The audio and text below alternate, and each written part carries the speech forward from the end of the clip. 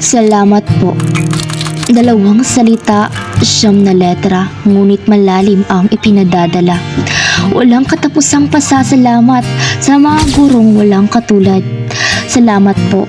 Ramdam namin kung gaano kahirap magpuyat at ilang oras nakatutok ang mga mata sa laptop para lang matapos lahat-lahat. Minsan, kasama pa namin kayo sa kwentuhan at asaran. Sumasabay sa trip na parang kaibigan lang. Pero kahit ganun, mataas ang respeto at pagpapahalaga namin sa inyo. Sa ilang buwang nakasama, aral at tawanan ang natamasa. Walang araw na hindi naging masaya sa loob ng silid.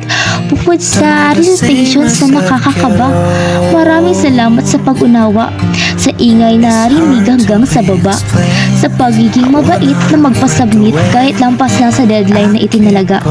Ang hirap paniwalaan na sa simula nagpapakilala pa lang kayo, pero ngayon papaalam na. Kung pwede lang itigil ang oras ay ginawa na namin upang makasama pa kayo at makinig sa talakayan nyo. Sa bawat takbang ninyo sa pasilyo ng paaralan, bakas ang kumpiyansa at kaalaman.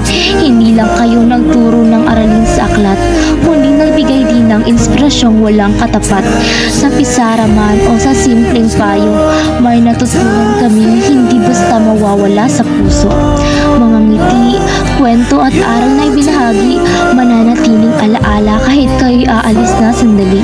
Ngayon ay oras na ng inyong paglipad, dala ang karunungang sa amin ay ipinahagis.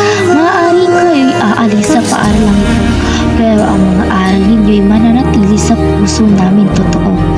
Kaya salamat mga gurong nagsanay at nagtiyaga sa bawat sandaling kami inyong ginabayan at inunawa. Paalam man ang aming sasabihin ngayon, ang alaala ninyo'y mananatili habang panahon. Kayo ang nagsilbing tulay at kumabay upang matuto, at kaya kami makakaakyat sa stage ng paaralang ito. Taas na o kaming aakyat, dala-dala ang masasayang alaala na bigay ninyo. Dahil alam namin magagaling ang mga gurong nag-alay ng kaalaman upang kami ay matuto.